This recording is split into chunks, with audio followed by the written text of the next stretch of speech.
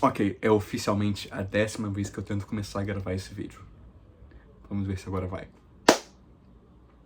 Estou de volta a esse canal com um pouco mais de resolução, um pouco mais de qualidade de áudio, um pouco mais de entusiasmo para falar sobre um gibi. Um gibi? Um gibi. Um gibi. Um gibi que não é um gibi que somente eu ligo.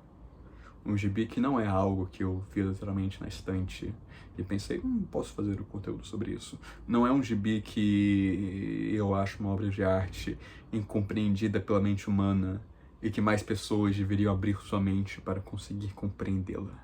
Não. É um gibi que, em breve, vai ter muito mais gente falando sobre. Mas, por enquanto, ninguém tá falando dele ainda. Por que estão lendo? Por que estão comprando? Por que está sendo entregue à casa delas? Vamos falar do mais novo patamar nessa linha que conhecemos como Absolute. Vamos falar de Absolute Lanterna Verde. Revista publicada pela Panini Comics, com roteiro de Al Ewing e desenhos de John Lindsay. Acho que as coisas também são dele. Deixa eu verificar. Viu? É a 10ª vez que eu faço isso. Sim, as coisas também são dele. Eu tinha com certeza. Mas enfim. Por que vamos falar isso aqui? Porque isso aqui é um gibi estranho. É um gibi difícil de falar. É um gibi que eu sinto que eu tenho que vir aqui defender. Por quê? Porque essa primeira edição não é boa. Não aos parâmetros tradicionais de boa. Não é. É uma edição muito diferente do resto dos Absolutes. Principalmente a primeira edição, dentro da primeira edição, porque ela comporta 2 edições norte-americanas. Mas sobre o que é Lanterna Verde Absolute?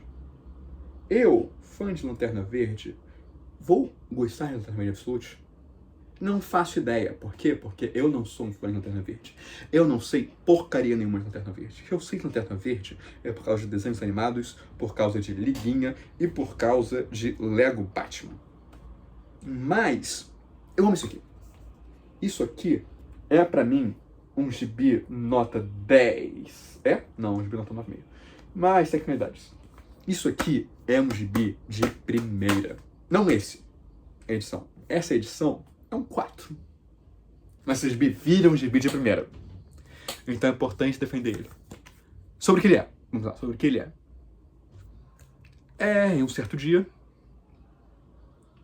um objeto misterioso aparece ao céu de Lindsdale, que é uma cidade no meio oeste americano, e uma série de personagens do mito do Lanterna Verde vão estar envolvidos nisso. Vai começar uma sequência de movimentos de forças misteriosas que vai englobar tanto a Terra quanto o cosmos. Eu sou vago? Sim. Porque eu ainda não entendi que porcaria está acontecendo. Eu li 11 edições, isso aqui tem 2. E isso é muito legal. É um gibi confuso, é um gibi que não dá resposta nenhuma. É um gibi que você tem que forçar sentido nele. E eu amo esse tipo de gibi. É um gibi estranho. É um gibi não tão comercial. Mas ainda assim, é um ótimo gibi. Ele vai ter seus momentos de ação maior. Vai ter seus momentos de caracterização de drama maiores. Mas, tipo, o todo é um todo estranho. É um todo confuso. É um todo... Não é difícil. Porque não é, tipo, como se tivesse uma resposta ali. Não é um gibi difícil. Porque... por mais que você ache cabeça, não sei que você tenha o contato do Ewing no seu telefone, você não vai saber as respostas, porque não tem respostas ainda. E isso é um gibi muito legal. Mas como assim essa edição não é boa? Essa edição não é boa. Essa edição é demorada, essa edição parece arrastada, e é uma edição que quanto menos coisa você sabe sobre ela, melhor. Essa sinopse que eu dei é o básico do básico. Descubram lendo. Porque a DC fez a pataquada de dar maior parte de, tipo, da primeira edição em preview. Então estragou metade da experiência. Mas se você só sabe o que eu te disse agora, vai lá ler. porque vai ser melhor pra você do que pra mim. Mas não vai ser tão bom. Essas duas primeiras edições, tipo, as 3 primeiras edições, isso aqui só tem 2. Então, essa edição aqui não é boa. Ela é estranha, ela é instigante, mas não é boa. A segunda é boa. A segunda é muito boa. Enfim, fica a recomendação. Onde isso se localiza entre os títulos absolutos? Porque, tipo, é diferente. Eu diria que está mais próximo de um Caçador de Marte do que do resto. Porque, tipo, Caçador de Marte, isso aqui compartilha uma característica de... Sim, você consegue ver um mito anterior dentro disso aqui. Ainda assim é tão diferente. É uma recriação tão radical que o original se perde. E isso é muito divertido. É um gibi difícil de prever. É um gibi que você só fica impressionado pela força criativa, pela coragem do Ewing de realmente valer ser um novo universo, ser um jeito de você pegar pessoas diferentes. O Ewing é a pessoa que mais faz valer, exceto o Dennis Henry, porque liga pro Caçador de Marte.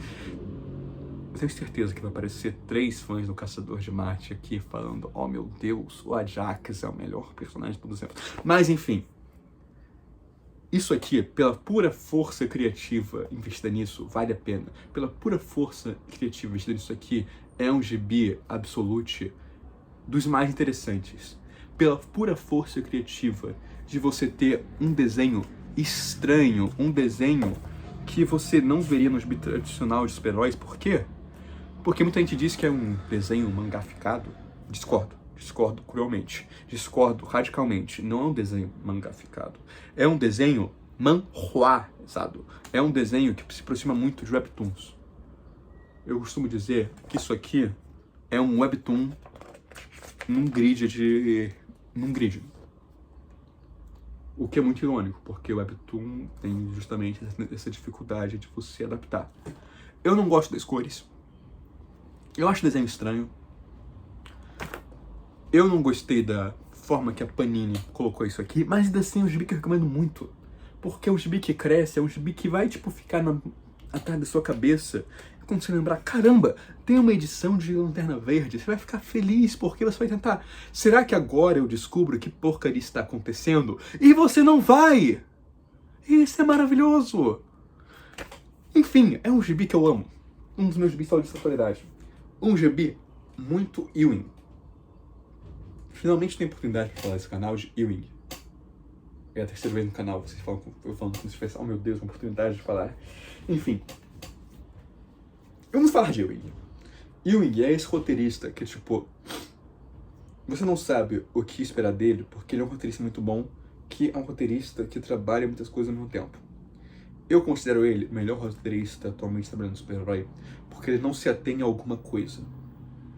Os gibis dele são gibis diferentes. Por exemplo, atualmente ele tá fazendo isso aqui, tá fazendo Mortal Thor, e tá fazendo o gibi do Venom. Um é uma comédia, tipo, muito não, tipo, é um gibi de super-herói padrão formulaico, com muita comédia. O outro é um meta-épico, é uma narrativa com camadas tanto de tipo pensar no que é um mito, pensar no que é a percepção pública de um personagem, pensar no que isso significa para aquele personagem específico e tentar colocar nisso num volta ao básico, pensando em questões existenciais, que é muito interessante. Enquanto isso aqui a gente tem meio que um horror cósmico, um mistério cósmico de proporções muito interessantes, mas também uma história muito intimista, que fala sobre emoções, sobre relações humanas. E o Ewing transita entre esses 3 campos perfeitamente. São 3 gibis muito bons, embora o que as pessoas digam pra você sobre Venom. O gibi do Venom é bom, mas isso é um assunto para outro dia, quando começarem a lançar aqui a porcaria do Venom. Enfim, mas voltando. O Ewing é um autor que transita muito bem entre esses diferentes campos, mas ele tem sempre esse negócio por trás de querer fazer histórias grandiosas sobre questões grandiosas. E eu acho isso do caralho, com o perdão da palavra. Isso aqui é um gibi do caralho, com o perdão da palavra. E eu acho que é um gibi que você tem que dar uma chance. Nunca peguei um gibi de super-herói na vida. Pode pegar. Por quê? Porque isso não é um gibi de super-herói. Eu não faço ideia do que isso aqui é um gibi de. Isso é especial. Isso aqui é muito especial. É meu título absoluto favorito? Provavelmente. Por quê? Porque eu não fico pensando nele toda hora, mas sempre que eu vejo que tem uma edição nova, me animo muito. Talvez seja porque eu seja o especialista número 1 da minha casa de Ewing. Talvez. Mas tem tipo... É um gibi especial. É um gibi que eu... É um gibi que não seria publicado 5 anos atrás. É um gibi que não seria publicado 10 anos atrás. É um gibi que talvez seria publicado 30 anos atrás. 40 anos atrás. Mas hoje em dia, não. Hoje em dia, no caso, tipo, antes da Absolute estar aqui. É um gibi que não seria publicado, pelo menos não seria publicado pela DC. E eu admiro muito essa coragem. Eu admiro muito, novamente, a força criativa investida nesse gibi. Então, fica aqui para Lanterna Verde Absolute. E pelo cheiro de Lanterna Verde Absolute, uma nota 11 de 10. Por quê? Porque tem o nome Ewing aqui. Eu falei de Lanterna Verde. Consegui fazer mais do que todas as vezes que eu regravei esse vídeo. Vamos falar um pouco de Ewing, então? Vamos falar um pouco de Ewing. Que eu falei, tipo... Ewing é um autor muito versátil. É um autor que faz coisas muito diferentes. É um autor que transita entre temas. Então, saber que isso é a empreitada número 1 dele atualmente é um negócio que me enche de alegria. E deveria encher de vocês de alegria também. Porque você está podendo presenciar a criação de um novo clássico, tal qual Immortal Hulk, e você não sabe. Se não for isso, me cobre. Se não for isso, eu dou uma balinha Juquinha pra todo mundo que vier falar, tipo, daqui a 5 anos. Ah, Vitor, Lanterna Verde Absolute não era tudo aquilo. Podem me cobrar. Se for ruim no final, eu dou 3 balinhas Juquinha. Enfim, é isso. Finalmente consegui gravar esse vídeo. Tchau, tchau. E quando nos vermos de novo, vamos estar falando de 7 soldados da vitória.